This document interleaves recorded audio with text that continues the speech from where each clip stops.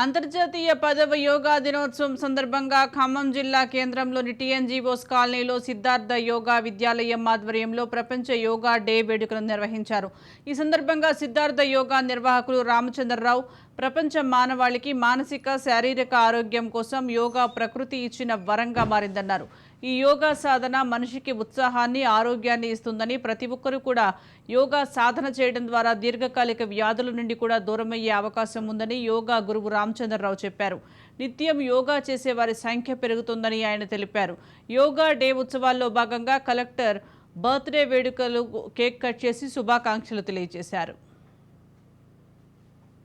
భారతీయ సంస్కృతిలో అభివృద్ధి అయినటువంటి యోగా ఇవాళ ప్రపంచవ్యాప్తంగా అనేక దేశాల్లో అనేక జాతులు అనేక మతాల వాళ్ళు అనుసరించేటువంటి పద్ధతి రావడం అనేది భారతదేశానికి, ఆ దేశ ప్రజలమైన మనకి గర్వకారణం.